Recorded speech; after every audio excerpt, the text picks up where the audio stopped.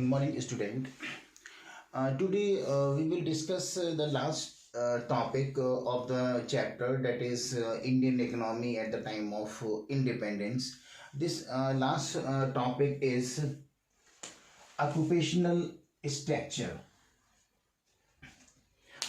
In 1959, about 70% to 75% of the working population was engaged in primary sector. About 10% of the working population was engaged in the secondary sector, that is manufacturing sector, and 15 to 20% of the working population was engaged in the tertiary sector. Okay, actually there is a predominance of agriculture. Predominance of agriculture का मतलब ये है कि 1951 में जो agriculture sector जो था वो मेन सेक्टर था. एग्रीकल्चर सेक्टर प्राइमरी सेक्टर के अंदर आता है और एग्रीकल्चर सेक्टर जो है वो मेन सेक्टर था और सबसे ज़्यादा एग्रीकल्चर सेक्टर जो है वो एम्प्लॉयमेंट जनरेट कर रहा था. नियर अबाउट 70% से 75% लोग एग्रीकल्चर सेक्टर में जॉब कर रहे थे. ओके, और ऐसी इकोनॉमी जिसके अंदर लोगों का मेन ऑक्यूपेशन एग्रीकल्चर सेक्टर हो, उस इकोनॉमी को हम बैकवर्ड इकोनॉमी कंसीडर करते हैं. ओके, क्योंकि 1951 में सिर्फ 10% लोग ऐसे थे जो सेकेंडरी सेक्टर यानी मैन्युफैक्चरिंग सेक्टर में जॉब कर रहे थे. Manufacturing sector is that sector which manufacture the final goods with the help of raw material, and this manufacturing sector include industries, companies, factories, etc. Okay, and tertiary sector is that sector which provide the services to the public, like communication service, banking service, insurance service. And primary sector is that sector in which we use the natural resources like soil, like water, like minerals, etc. These are the natural resources. Primary sector include agriculture, because in agriculture we use the soil. Soil is the natural resources. Primary sector include foresting. Primary sector include fishing, mining, etc. Okay, तो 1951 में हम ये देखते हैं कि agriculture sector जो है वो एक प्रीडोमिनेंट सेक्टर था. मतलब लोगों का जो मेन ऑक्यूपेशन था वो एग्रीकल्चर सेक्टर या प्राइमरी सेक्टर था और नियर अबाउट 70 से 75% लोग एग्रीकल्चर सेक्टर में काम कर रहे थे. और इंडस्ट्रियल सेक्टर यानी कि सेकेंडरी सेक्टर में सिर्फ 10% और टर्शरी सेक्टर में 15 से 20% लोग काम कर रहे थे. तो लोगों का मेन ऑक्यूपेशन एग्रीकल्चर सेक्टर था. ऐसी इकोनॉमी जिसके अंदर लोगों का मेन ऑक्यूपेशन एग्रीकल्चर या प्राइमरी सेक्टर हो, उस इकोनॉमी को हम एग्रो बेस्ड इकोनॉमी और बैकवर्ड इकोनॉमी कहते हैं. ओके, एक्चुअली कंट्री का जो ऑक्यूपेशनल स्ट्रक्चर था वो अनबैलेंस स्ट्रक्चर था. अनबैलेंस स्ट्रक्चर इस वजह से, बैलेंस स्ट्रक्चर वो होता है जिसमें वर्किंग पॉपुलेशन तीनों सेक्टर में ऑलमोस्ट इक्वल हो, उसे कहेंगे बैलेंस स्ट्रक्चर. जैसे सपोज 34% प्राइमरी सेक्टर के अंदर हो, 33% सेकेंडरी सेक्टर के अंदर लोग काम कर रहे हो, 33% टर्शरी सेक्टर में काम कर रहे हो. तो अगर तीनों सेक्टर में इक्वल परसेंटेज से लोग काम कर रहे हैं तो उसे कहेंगे बैलेंस ऑक्यूपेशनल स्ट्रक्चर. लेकिन यहाँ पर अनबैलेंस ऑक्यूपेशनल स्ट्रक्चर है. किसी सेक्टर में लोग ज़्यादा काम कर रहे हैं, किसी में कम है, किसी में बहुत ही कम है. इसके अंदर जब ब्रिटिश गवर्नमेंट ने हैंडीक्राफ्ट इंडस्ट्रीज को डिस्ट्रॉय कर दिया था तो हैंडीक्राफ्ट इंडस्ट्री के जो एम्प्लॉइज थे वो अनएम्प्लॉय हो गए थे. और अनएम्प्लॉय होने के बाद वो हैंडीक्राफ्ट इंडस्ट्री के जो एम्प्लॉइज थे वो अनएम्प्लॉय होने के बाद एग्रीकल्चर सेक्टर चले गए जॉब करने के लिए. एक तो पहले से एग्रीकल्चर सेक्टर के अंदर 70 और 75% लोग काम कर रहे थे, ऊपर से फिर हैंडीक्राफ्ट इंडस्ट्री के जो एम्प्लॉइज थे जो अनएम्प्लॉय होने के बाद वो भी एग्रीकल्चर सेक्टर में आ गए. इस तरह से एग्रीकल्चर सेक्टर का जो बर्डन है वो और इंक्रीज हो गया. तो एग्रीकल्चर सेक्टर के अंदर जो है वो लोग ज़्यादा जो है वो लोग काम कर रहे हैं। तो ये एक तरह से देखा जाए तो अनबैलेंस स्ट्रक्चर हुआ, क्योंकि एक सेक्टर में 70% लोग हैं एक प्राइमरी सेक्टर में और दूसरे सेक्टर में 10% है सिर्फ। तो ये इक्वल नहीं हुआ, ये अनइक्वल हुआ, तो इसे कहेंगे अनबैलेंस स्ट्रक्चर कहेंगे इसके अंदर। तो ये कहा जाता है कि डेवलपिंग इकोनॉमी या डेवलप्ड इकोनॉमी के अंदर, स्पेशली डेवलप्ड इकोनॉमी के अंदर बैलेंस स्ट्रक्चर होना चाहिए। बैलेंस स्ट्रक्चर का मतलब ये है कि तीनों सेक्टर के अंदर equal percentage of working population हो, यानी कि प्राइमरी सेक्टर में सपोज 33%, सेकेंडरी में सपोज 34%, टर्शरी में 33%। इस तरह से अगर वर्किंग पॉपुलेशन तीनों सेक्टर में अगर इन्वॉल्व है तो उसे बैलेंस स्ट्रक्चर कहेंगे। लेकिन हमारी कंट्री के अंदर इंडिपेंडेंस के वक्त जो है वो अनबैलेंस स्ट्रक्चर था, क्योंकि प्राइमरी सेक्टर में वर्कलोड बहुत ज़्यादा था। प्राइमरी सेक्टर के अंदर पॉपुलेशन ज़्यादा थी 70%, सेकेंडरी सेक्टर में 10%, और इसके बाद जो लास्ट टर्शरी सेक्टर था उसमें 15 या 20% थी। तो एक तरह से अनबैलेंस ऑक्यूपेशनल स्ट्रक्चर था। नेक्स्ट पॉइंट है इसके अंदर ग्रोइंग रीजनल वेरिएशन।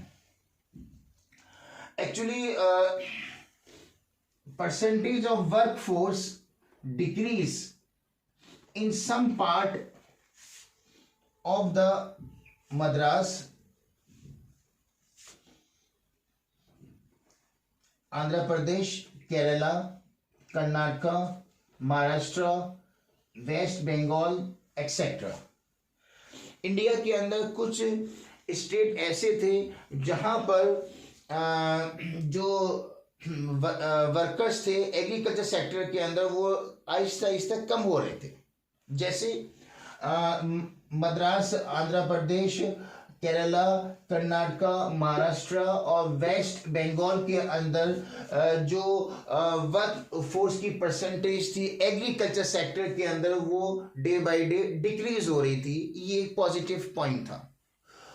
लेकिन कुछ स्टेट ऐसे भी हैं जहां पर एग्रीकल्चर सेक्टर की वर्कफोर्स और ज्यादा इंक्रीज हो रही थी, जैसे उड़ीसा, राजस्थान और पंजाब के अंदर। इनमें वर्कफोर्स और ज्यादा इंक्रीज हो रहा था एग्रीकल्चर सेक्टर के अंदर। इट मीन एक तो वैसे ही 70% लोग एग्रीकल्चर सेक्टर में काम कर रहे थे, 75% लोग एग्रीकल्चर सेक्टर में काम कर रहे थे।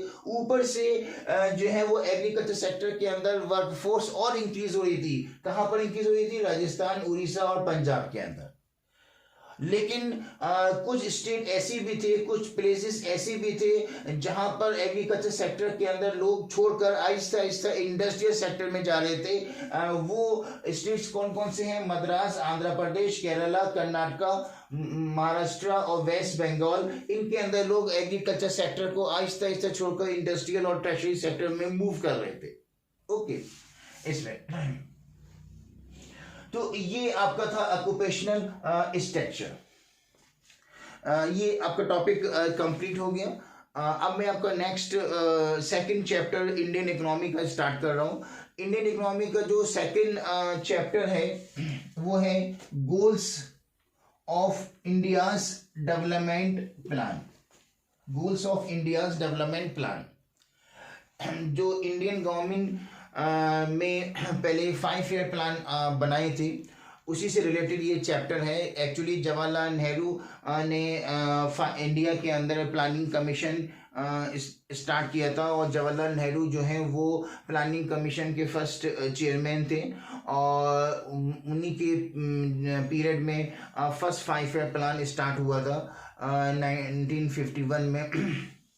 तो इंडिया के अंदर अभी तक 12 5 ईयर प्लान बन चुके हैं और कुछ एनुअल प्लान भी बने थे। तो वो 5 ईयर प्लान के ऑब्जेक्टिव्स इस चैप्टर के अंदर पढ़ने हैं। जो आपका सेकंड चैप्टर है इंडियन इकोनॉमी का goal of India's development plan, इस सेकंड चैप्टर के अंदर आपको पढ़ना है कि इंडिया के 5 ईयर प्लान के बारे में पढ़ना है। इंडिया के जो जितने भी प्लान थे उनके ऑब्जेक्टिव्स, 5 ईयर प्लान के मेन ऑब्जेक्टिव्स पढ़ने हैं, 5 ईयर प्लान के अचीवमेंट्स पढ़ने हैं, 5 ईयर प्लान के फेलियर्स पढ़ने हैं इसके अंदर आपको। ओके, और सबसे पहले तो इस चैप्टर में ये एक्सप्लेन किया गया है कि इकोनॉमी की कितनी टाइप्स होती हैं। है ना, क्लासिफिकेशन ऑफ इकोनॉमी, पहला टॉपिक यही है इसके अंदर। तो फर्स्ट टॉपिक इसके अंदर जो है वो ये है, सेकंड चैप्टर के अंदर जो फर्स्ट टॉपिक है वो फर्स्ट टॉपिक है classification of economy. Okay, actually economy can be classified into three categories, that is first one is capitalist economy, second one is socialist economy, and the third one is mixed economy. And this classification of economy is on the basis of ownership की basis पर economy को तीन category में divide किया है। पहला है capitalist economy. Actually capitalist economy is that economy in which means of production are privately controlled, owned and managed by the private sector. All the economic activities are guided by profit motive and self interest. Okay, capitalist economy वो economy होती है जिसके अंदर mainly सिर्फ और सिर्फ private sector होता है। प्राइवेट सेक्टर ही गुड्स एंड सर्विस प्रोड्यूस करेगा, प्राइवेट सेक्टर ही गुड्स एंड सर्विस मार्केट में सप्लाई करेगा, प्राइवेट सेक्टर ही गुड्स के प्राइस फिक्स करेगा, और ज़्यादातर जो इकोनॉमी के डिसीजन है वो प्राइवेट सेक्टर ही सारे डिसीजन लेगा। जैसे what to produce, how to produce, for whom to produce, ज़्यादातर डिसीजन प्राइवेट सेक्टर ही लेगा। इकोनॉमी की जो पॉलिसीज हैं वो प्राइवेट सेक्टर ही बनाएगा। और कैपिटलिस्ट इकोनॉमी का जो मेन एम होता है वो एम होता है to earn maximum profit. Okay, ये इसका मेन एम होता है। कैपिटलिस्ट इकोनॉमी की अगर हम एग्जाम्पल्स देखें कि कौन कौन सी कंट्री ऐसी हैं जो कैपिटलिस्ट इकोनॉमी के अंदर आती हैं, जैसे हांगकांग है, सिंगापुर है, ऑस्ट्रेलिया है, कनाडा है, स्विट्जरलैंड है, ये इकोनॉमी कंट्री ऐसी हैं जहां पर कैपिटलिस्ट इकोनॉमी है। सिंगापुर के अंदर भी कैपिटलिस्ट इकोनॉमी है, ऑस्ट्रेलिया, कनाडा, स्विट्जरलैंड, बहुत सारी कंट्रीज ऐसी हैं जहां पर एट प्रेजेंट भी कैपिटलिस्ट इकोनॉमी है। ओके, तो कैपिटलिस्ट इकोनॉमी वो इकोनॉमी होती है जिसमें सिर्फ और सिर्फ private sector main role play करता है। प्राइवेट सेक्टर ही गुड्स एंड सर्विस प्रोड्यूस करता है, प्राइवेट सेक्टर ही गुड्स एंड सर्विसेज मार्केट में सप्लाई करता है, प्राइवेट सेक्टर ही गुड्स एंड सर्विस के प्राइस फिक्स करता है, और प्राइवेट सेक्टर का एम होता है टू अर्न मैक्सिमम प्रॉफिट, और सारे डिसीजन प्राइवेट सेक्टर ही लेगा, जैसे what to produce, how to produce, for whom to produce. Even country की जो पॉलिसीज हैं उसको भी ज़्यादातर प्राइवेट सेक्टर ही जो है वो बनाता है। गवर्नमेंट जो होती है वो लॉ एंड ऑर्डर मेंटेन करती है, टैक्स फीस फाइन रिसीव करती है, लेकिन गवर्नमेंट का जो रोल है वो बहुत लिमिटेड है कैपिटलिस्ट इकोनॉमी के अंदर। ओके, और कैपिटलिस्ट इकोनॉमी में के जो मेन फीचर्स हैं वो ये हैं। जो फर्स्ट कैपिटलिस्ट इकोनॉमी का फीचर है वो है private ownership of property. Private ownership of property. All the factors of productions are managed, owned, controlled by the private sector. Private ownership of property का मतलब ये हुआ कि जितने भी फैक्टर्स ऑफ प्रोडक्शन होंगे, जैसे लैंड, लेबर, कैपिटल, एंटरप्रेन्योर, ये सारे फैक्टर्स ऑफ प्रोडक्शन जो है वो प्राइवेट सेक्टर ही उनको मैनेज करेगा, कंट्रोल करेगा, वो प्राइवेट सेक्टर के ही होंगे। और प्राइवेट सेक्टर ही जो है वो लैंड को रेंट, लेबर को वेजेस देगा, कैपिटल को इंटरेस्ट देगा, एंटरप्रेन्योर को प्रॉफिट देगा।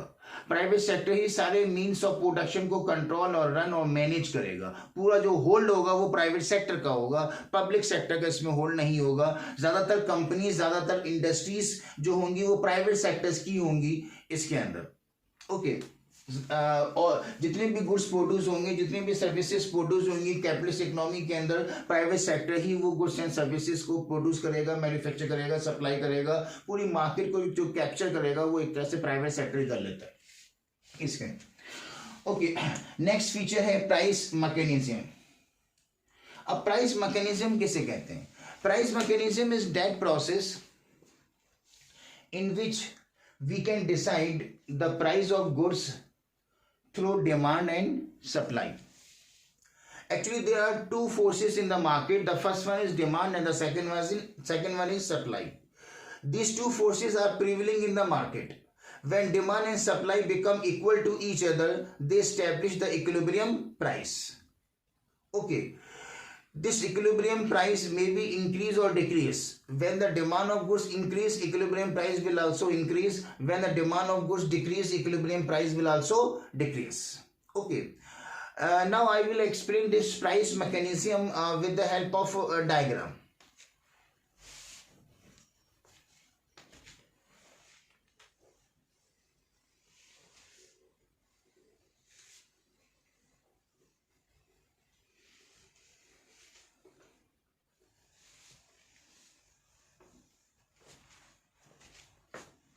एक्चुअली प्राइस मैकेनिज्म एक वो प्रोसेस है जिसमें मार्केट में दो फोर्स होती हैं, एक डिमांड होती है और दूसरी सप्लाई होती है। ये दोनों फोर्सेस मार्केट में चलती रहती हैं। कस्टमर्स जो हैं वो डिफरेंट टाइप के गुड्स की डिमांड करते हैं। हम सब लोग कस्टमर्स हैं, हम सब लोग की डिफरेंट नीड्स हैं, वांट्स हैं। जैसे हम लोग अपनी नीड और वांट को सेटिस्फाई करने के लिए जैकेट और स्वेटर की डिमांड करते हैं, मोबाइल की डिमांड करते हैं। तो कस्टमर्स जो है मार्केट में गुड्स एंड सर्विसेज की डिमांड करते हैं। तो एक फोर्स डिमांड होती है और डिमांड कर्व जो होता है वो डाउनवर्ड स्लोपिंग कर्व होता है। और डिमांड कर्व इसलिए डाउनवर्ड स्लोपिंग कर्व होता है क्योंकि प्राइस और क्वांटिटी डिमांड में इनवर्स रिलेशनशिप होती है। इनवर्स रिलेशनशिप होती है। इनवर्स रिलेशनशिप का मतलब ये होता है कि अगर गुड्स के प्राइस इंक्रीज होंगे तो वो गुड्स कॉस्टली हो जाती है। जब वो गुड्स कॉस्टली हो जाएगी तो उसे आप कम परचेज करोगे तो डिमांड क्या हो जाएगी, उसकी डिक्रीज। ठीक है, तो किसी भी गुड्स के अगर प्राइस इंक्रीज होंगे तो वो महंगा हो जाता है। तो नॉर्मली प्राइस इंक्रीज होने पर हम उसकी क्वांटिटी कम खरीदते हैं, डिमांड डिक्रीज हो जाती है। तो प्राइस और डिमांड में इनवर्स रिलेशनशिप होता है, इसलिए demand curve downward sloping curve होता है। मार्केट में एक और फोर्स होती है जिसे हम कहते हैं सप्लाई। ये प्रोड्यूसर जो है वो गुड्स प्रोड्यूस करते हैं और मार्केट में सप्लाई करते हैं। प्रोड्यूसर गुड्स मार्केट में इसलिए सप्लाई करते हैं, प्रॉफिट अर्न करने के लिए सप्लाई करते हैं। ओके, प्रोड्यूसर मार्केट में जो गुड्स सप्लाई करते हैं उनका एम होता है कि वो गुड्स मार्केट में सप्लाई करें ताकि कस्टमर की जो डिमांड है वो फुलफिल हो सके और प्रॉफिट अर्न कर सकें। तो सेकंड फोर्स जो होती है वो सप्लाई होती है और सप्लाई जो कर्व होता है वो अपवर्ड स्लोपिंग कर्व होता है क्योंकि प्राइस और सप्लाई में डायरेक्ट रिलेशनशिप होती है, इसलिए सप्लाई जो कर्व होगा वो कैसा होगा, अपवर्ड स्लोपिंग कर्व होगा। ठीक है, तो इस तरह से मार्केट में दो फोर्स चलती रहती हैं, एक डिमांड और दूसरी क्या होगी इसमें, सप्लाई। और डिमांड और सप्लाई जहां पर दोनों इक्वल हो जाते हैं तो वहां पे इक्विलिब्रियम हो जाता है। अब इस इक्विलिब्रियम से एक परपेंडिकुलर हमने ड्रॉ किया, इक्विलिब्रियम पॉइंट से एक परपेंडिकुलर हमने ड्रॉ किया एक्स एक्सिस पर। एक्स एक्सिस पर हमने ली है क्वांटिटी डिमांड, वाई एक्सिस पर हमने लिए हैं price. Y axis point E से, इक्विलिब्रियम पॉइंट से एक दूसरा परपेंडिकुलर ड्रॉ किया वाई एक्सिस पर। अब ये परपेंडिकुलर जो शो कर रहे हैं वो ये शो कर रहे हैं कि दो यूनिट के प्राइस जो है वो 10 है। ये आपका परपेंडिकुलर शो कर रहा है कि 2 यूनिट के जो प्राइस हैं वो 10 रुपीज हैं। इस तरह से एक यूनिट के जो प्राइस हुए वो कितने हुए, 5 रुपीज हुए। इस तरह से हमने एक यूनिट के प्राइस क्या कर लिए, फिक्स कर लिए। तो प्राइस मैकेनिज्म एक वो प्रोसेस है जिसके थ्रू हम एक यूनिट के प्राइस फिक्स कर लेते हैं कि एक यूनिट या एक पेन आप कितने रुपए का सेल करेंगे, है नहीं, एक पेन आप 5 रुपीज का सेल कर रहे हैं। ये प्राइस जो फिक्स हुए वो प्राइस डिमांड एंड सप्लाई के जरिए फिक्स हुए हैं। ओके, इस पूरे प्रोसेस को कहते हैं मार्केट मैकेनिज्म। तो मार्केट मैकेनिज्म या प्राइस मैकेनिज्म एक वो प्रोसेस है। प्राइस मैकेनिज्म या मार्केट मैकेनिज्म एक वो प्रोसेस है जिसमें मार्केट में दो फोर्स होती है, एक डिमांड और एक दूसरी क्या होती है, सप्लाई। जहां डिमांड और सप्लाई दोनों बराबर हो जाते हैं उसे कहते हैं इक्विलिब्रियम पॉइंट। इस इक्विलिब्रियम पॉइंट से एक परपेंडिकुलर ड्रॉ करेंगे हम एक्स एक्सिस पर, दूसरा परपेंडिकुलर ड्रॉ करेंगे वाई एक्सिस पर। ये परपेंडिकुलर शो कर रहे हैं कि 2 यूनिट के प्राइस 10 हैं तो एक यूनिट के प्राइस कितने हुए, 5 हुए। इस तरह से हमने प्राइस फिक्स कर लिए। तो एक यूनिट हम मार्केट में जो सेल करेंगे वो हम 5 रुपीज के सेल करेंगे। इसी तरह से वर्कर्स को कितनी वेजेस देंगे, वो वेजेस भी जो है वो इसी डिमांड एंड सप्लाई के जरिए डिसाइड की जाती है। ओके, जो वर्कर्स की जो डिमांड कर्व होता है वो भी डाउनवर्ड स्लोपिंग कर्व होता है और वर्कर्स का जो सप्लाई कर्व होता है वो भी अपवर्ड स्लोपिंग कर्व होता है। और इसमें हम वाई एक्सिस पर जो लेते हैं वो वेजिस लेते हैं, और एक्स एक्सिस पर लेंगे demand of worker and supply of worker, x axis पर। ओके, ये है डिमांड फॉर लेबर कर्व और ये है सप्लाई फॉर लेबर कर्व। जहां दोनों बराबर हो गए वहां इक्विलिब्रियम हो गया। ओके, अब इसमें जो है इक्विलिब्रियम पॉइंट से परपेंडिकुलर ड्रॉ किया आपने, एक एक्स एक्सिस पर एक वाई एक्सिस पर। ये और ये जो परपेंडिकुलर है वो शो कर रहा है, सपोज दो वर्कर की जो वेजेस है वो 10,000 है। दो वर्कर की वेजेस अगर 10,000 है तो एक वर्कर की वेजेस कितनी होगी इसमें आपकी 5,000। तो एक वर्कर को कितनी वेजेस देंगे 5,000। अगर वर्कर की डिमांड इंक्रीज हो गई तो डिमांड कर्व जो है वो आपका अपवर्ड फॉरवर्ड शिफ्ट हो जाएगा। जब अब नया इक्विलिब्रियम जो है वो हो गया E1 हो गया। अब वर्कर की डिमांड इंक्रीज होने की वजह से वेजेस भी क्या हो जाएंगी, 10,000 से 12,000 क्या हो जाएंगी, इंक्रीज हो जाएंगी। और वर्कर की अगर डिमांड कम होगी तो वेजेस कम हो जाएंगी। इस तरह से डिमांड के चेंज होने से और सप्लाई के चेंज होने से वेजेस और प्राइस दोनों क्या हो जाती है, वो चेंज हो जाती है।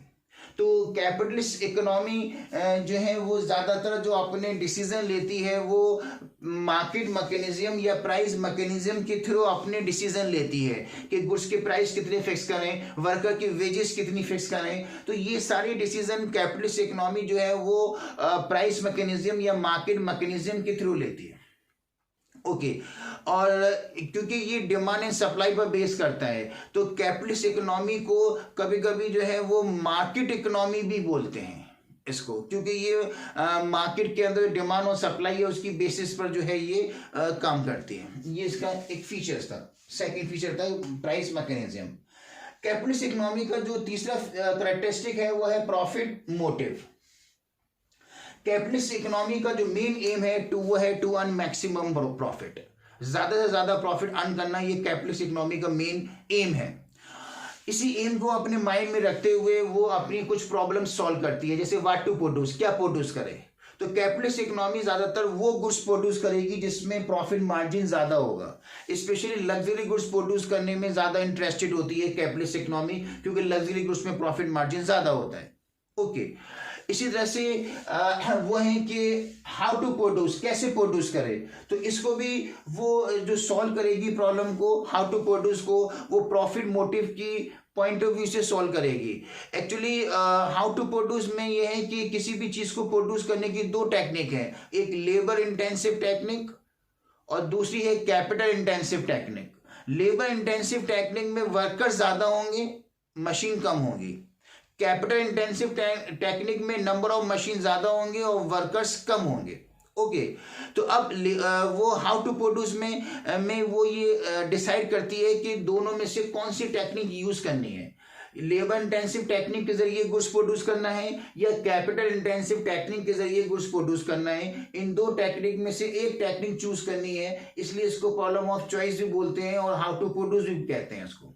ओके, और अब वो कौन सी टेक्निक यूज करेगी ये डिपेंड करता है फैक्टर के रिलेटिव प्राइस पर, फैक्टर्स के रिलेटिव प्राइस पर। अब फैक्टर के रिलेटिव प्राइस का मतलब ये हुआ कि अगर एक कैपिटलिस्ट इकोनॉमी के अंदर, अगर कैपिटलिस्ट इकोनॉमी के अंदर वर्कर की वेजेस बहुत कम है, सपोज वर्कर की वेजेस बहुत कम है और मशीन के प्राइस ज्यादा है, तो जब वर्कर की वेजेस कम है तो वो ज्यादा वर्कर यूज करेगी, मशीन के प्राइस ज्यादा है तो कम मशीन यूज करेगी, ताकि कॉस्ट ऑफ प्रोडक्शन कम हो और उसको प्रॉफिट ज्यादा हो सके, और उसका एम है टू अर्न मोर प्रॉफिट। ठीक है, तो इसलिए capitalist economy maximum profit earn करने के लिए वो फैक्टर ज्यादा यूज करेगी जो सस्ता होगा। अगर वर्कर की वेजेस कम है तो ज्यादा वर्कर यूज करेगी, मशीन के प्राइस ज्यादा है तो मशीन कम यूज करेगी, यानी लेबर इंटेंसिव टेक्निक यूज करेगी वो। और जस्ट अपोजिट केस भी हो सकता है कि अगर कैपिटलिस्ट इकोनॉमी के अंदर सपोज वर्कर की वेजेस बहुत हाई है और मशीन के प्राइस लो हैं, तो उस केस में वो मशीन ज्यादा यूज करेगी क्योंकि मशीन के प्राइस कम है, और लेबर की वेजेस ज्यादा है तो लेबर नंबर ऑफ वर्कर कम होंगे। फिर तो अब number of worker come use करेगी क्योंकि उनकी अगर वेजेस ज्यादा है, और मशीन ज्यादा होंगी क्योंकि उनकी प्राइस कम है। तो इसका मतलब वो मशीन ज्यादा यूज कर रही है, लेबर कम यूज कर रही है, यानी कैपिटल इंटेंसिव टेक्निक यूज कर रही है। ठीक है, तो इसका मेन एम ये है टू अर्न मैक्सिमम प्रॉफिट। अब मैक्सिमम प्रॉफिट कब हो, जो प्रॉफिट है वो कब होगा, जब कॉस्ट ऑफ प्रोडक्शन कम हो। और कॉस्ट ऑफ प्रोडक्शन कैसे कम होगी, ऐसे फैक्टर यूज करो जिनके प्राइस कम हो। अगर लेबर के वेजेस कम है तो लेबर ज्यादा यूज करो, मशीन के प्राइस ज्यादा है तो मशीन कम यूज करो। ठीक है, लेबर ज्यादा यूज कर रहे हैं क्योंकि लेबर के प्राइस कम है, लेबर की वेजेस कम है, लेबर ज्यादा यूज कर रहे हैं। मशीन के प्राइस ज्यादा है तो मशीन कम यूज कर रहे हैं, तो लेबर इंटेंसिव टेक्निक यूज हो गई। ओके, तो ये जो सेलेक्ट करेगी कि कौन सी टेक्निक यूज करे, लेबर इंटेंसिव या कैपिटल इंटेंसिव, ये डिपेंड करता है फैक्टर, रिलेटिव फैक्टर प्राइस पर डिपेंड करता है कि जिसके प्राइस ज्यादा होंगे वो फैक्टर कम यूज करेगी और जिसके प्राइस कम होंगे वो फैक्टर ज्यादा यूज करेगी, ताकि कॉस्ट ऑफ प्रोडक्शन कम हो, प्रॉफिट ज्यादा हो। ओके, तो ये जो करेक्टरिस्टिक्स थी वो जो मैंने बताई वो थी कैपिटलिस्ट इकोनॉमी की। एक और करेक्टरिस्टिक है कैपिटलिस्ट इकोनॉमी की, एग्जिस्टेंस ऑफ कंपटीशन।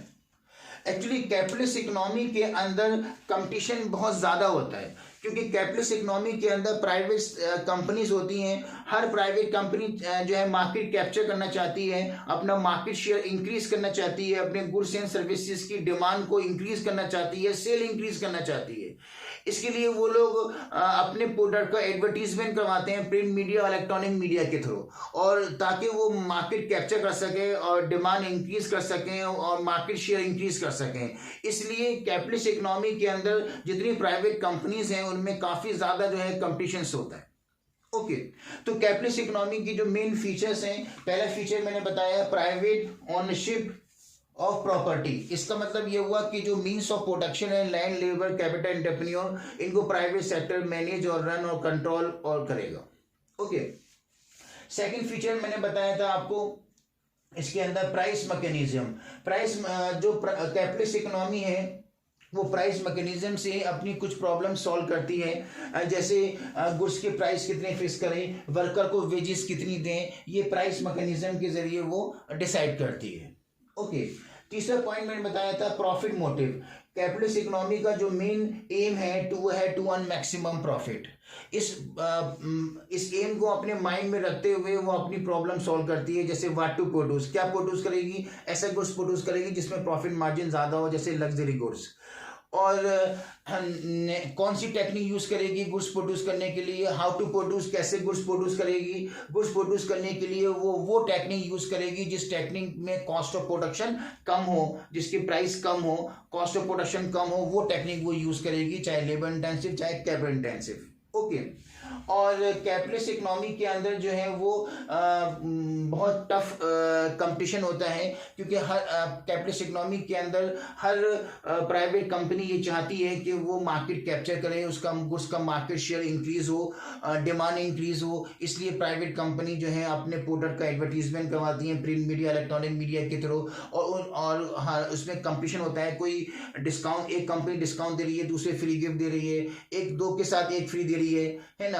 तो ये अलग अलग पॉलिसीज वो लोग यूज करते हैं कस्टमर को अट्रैक्ट करने के लिए, डिमांड इंक्रीज करने के लिए, मार्केट कैप्चर करने के लिए।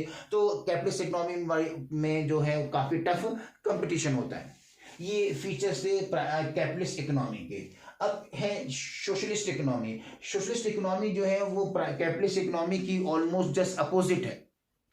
सोशलिस्ट इकोनॉमी वो इकोनॉमी होती है जिसमें मोस्टली पब्लिक सेक्टर होगा, गवर्नमेंट का सेक्टर होगा, सारे डिसीजन गवर्नमेंट लेती है, ये एक सेंट्रल अथॉरिटी है, वो सारे डिसीजन लेती है। What to produce, how to produce, for whom to produce, सारे डिसीजन जो है वो सेंट्रल अथॉरिटी या गवर्नमेंट लेती है। किसके अंदर? सोशलिस्ट इकोनॉमी के अंदर। तो सोशलिस्ट इकोनॉमी वो इकोनॉमी होती है जिसके अंदर पब्लिक सेक्टर, गवर्नमेंट सेक्टर होगा, और गवर्नमेंट सेक्टर या जी सारे डिसीजन लेगा। सेंट्रल अथॉरिटी ही 5 ईयर प्लान बनाएगी और सेंट्रल अथॉरिटी ही पॉलिसीज बनाएगी। गवर्नमेंट ही पॉलिसीज बनाती है, सेंट्रल अथॉरिटी पॉलिसीज बनाती है, सारे डिसीजन पॉलिसी लेती है। और इस इकोनॉमी का जो मेन एम होता है वो होता है टू प्रोवाइड वेलफेयर। तो वो अपने सारे जो डिसीजन लेती है वो इसी पॉइंट ऑफ व्यू से लेती है कि पब्लिक को मैक्सिमम वेलफेयर प्रोवाइड किया जाए। ओके, इस इकोनॉमी की जो को डिफाइन करेंगे वो इस तरह से करेंगे कि socialist economy is that economy in which means of production are control own manage by the government. All decisions are taken by the central authority. It is also known as plan or command economy. The examples of socialist economy are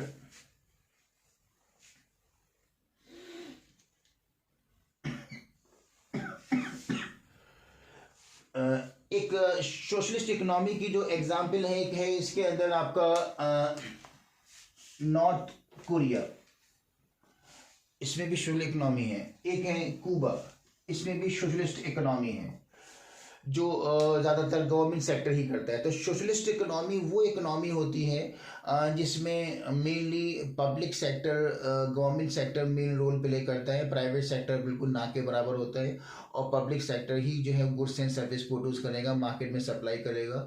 government इसमें main role play करती है और government ही सारी decision लेती है। पूरी economy की जो पॉलिसीज़ हैं, मॉनेटरी पॉलिसी, फिजिकल पॉलिसी, वो गवर्नमेंट या सेंट्रल अथॉरिटी बनाती है। सारे डिसीजन जो है what to produce, how to produce, सारे डिसीजन गवर्नमेंट या सेंट्रल अथॉरिटी ही लेती है। और इस इकोनॉमी का मेन एम होता है टू प्रोवाइड वेलफेयर। इस एम को अपने माइंड में रखते हुए वो सारे डिसीजन लेती है ताकि पब्लिक का मैक्सिमम वेलफेयर प्रोवाइड किया जा सके और पब्लिक एक्सप्लॉइट ना हो। ठीक है, इस इकोनॉमी की जो मेन फीचर है, वो पहला जो फीचर है वो है public ownership of factors of production. Public ownership of factors of production का मतलब ये हुआ कि इस इकोनॉमी के अंदर जो फैक्टर्स ऑफ प्रोडक्शन है, लैंड, लेबर, कैपिटल, एंटरप्रेन्योर, इन सबको मैनेज, कंट्रोल और जो करेगी वो कौन करेगी? गवर्नमेंट करेगी, है ना। सारे मीन्स ऑफ प्रोडक्शन जो होंगे वो गवर्नमेंट के होंगे, सेंट्रल अथॉरिटी के होंगे, सेंट्रल अथॉरिटी ही उनको वेजेस वगैरह देगी, है ना। तो ये सारे मीन्स ऑफ प्रोडक्शन जो हैं वो गवर्नमेंट के कंट्रोल में और गवर्नमेंट की के अंडर में काम करेंगे, वो प्राइवेट सेक्टर के अंडर में काम नहीं करेंगे। सेकंड जो इसकी कैरेक्टरिस्टिक है वो है टू प्रोवाइड वेलफेयर।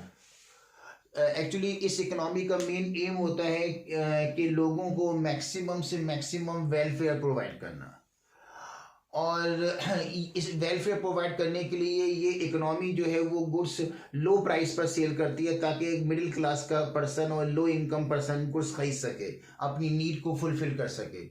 और इसी वजह से ये लेबर इंटेंसिव टेक्निक यूज़ करती है जिसमें वर्कर ज़्यादा होंगे, मशीन कम होगी। ज़्यादा वर्कर होंगे तो ज़्यादा लोगों को जॉब मिलेगी, तो अनएम्प्लॉयमेंट और पॉवर्टी ख़त्म हो जाएगी। इसलिए ये जो है लेबर इंटेंसिव टेक्निक यूज़ करती है। ओके, और सब्सिडी देती है, लो प्राइस पर गुड्स सेल करती है, तो मार्केट प्राइस से कम प्राइस पर गुड्स कभी सेल करती है। पब्लिक डिस्ट्रीब्यूशन के थ्रू जो है वो लो प्राइस पर, मार्केट प्राइस से कम प्राइस पर एसेंशियल गुड्स सेल करती है ताकि ये गुड्स पूरा पर्सन खरीद सके और अपनी नीड और वांट को सेटिस्फाई कर सके। ऐसा इसलिए करती है ताकि मैक्सिमम वेलफेयर प्रोवाइड कर सके, जो उसका मेन एम है। ओके, नेक्स्ट कैरेक्टरिस्टिक है इसकी रोल ऑफ गवर्नमेंट। गवर्नमेंट और central authority decide what to produce, how to produce and for whom to produce.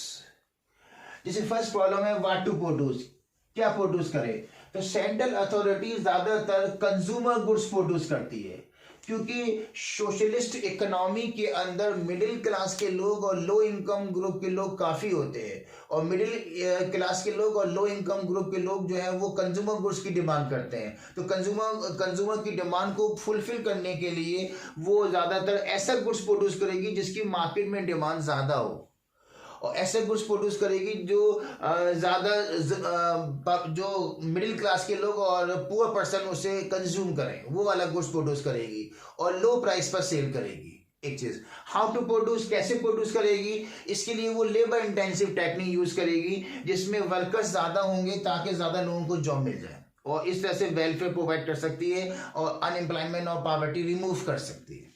Okay, इसकी जो नेक्स्ट पॉइंट है mix economy.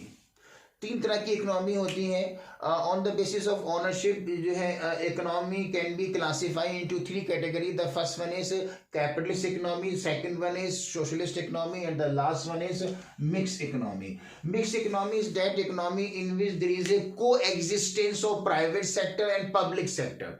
Both the sector produce goods and service, both the sector supply goods and services into the market. Okay, mix economy वो economy होती है जिसमें private sector भी होगा और पब्लिक सेक्टर भी होगा। प्राइवेट सेक्टर भी गुड्स एंड सर्विस प्रोड्यूस करेगा, मार्केट में सप्लाई करेगा।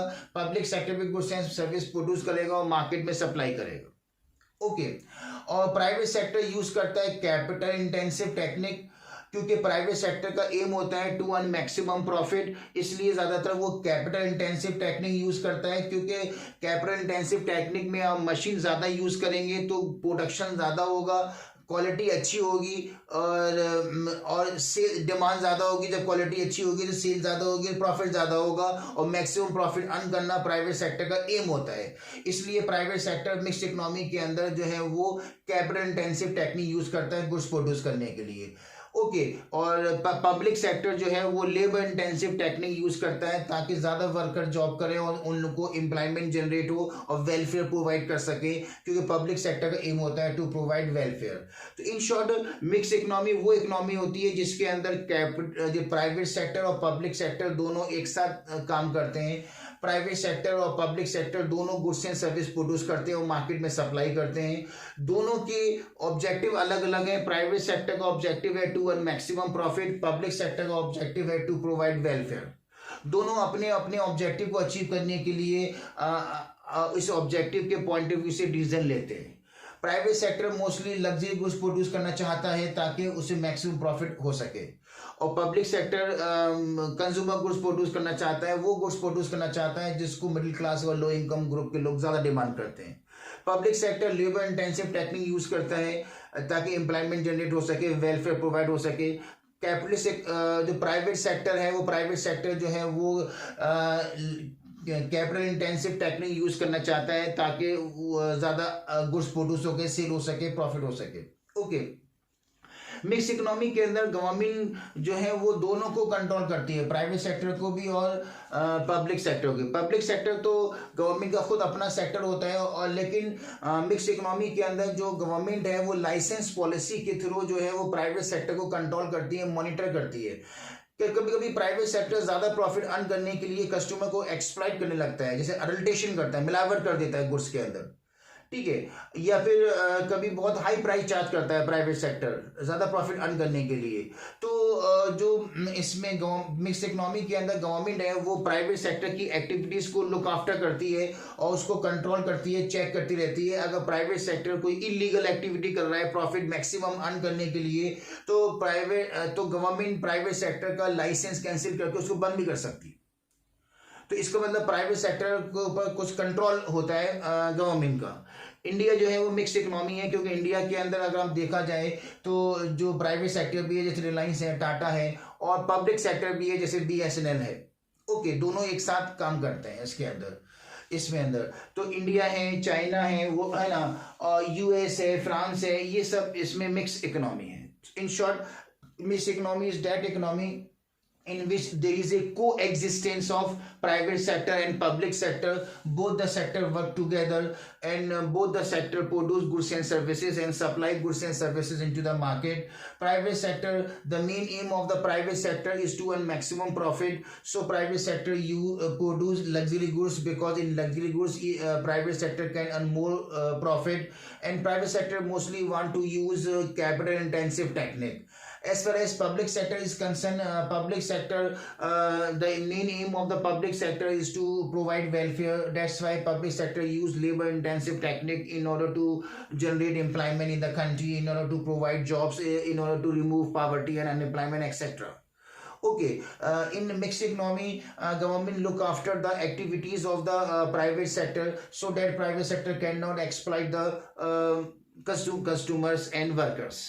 Okay, the examples of mixed economy are India, Pakistan, US, France, etc. Okay, it is the classification of economy on the basis of ownership. Okay, thank you.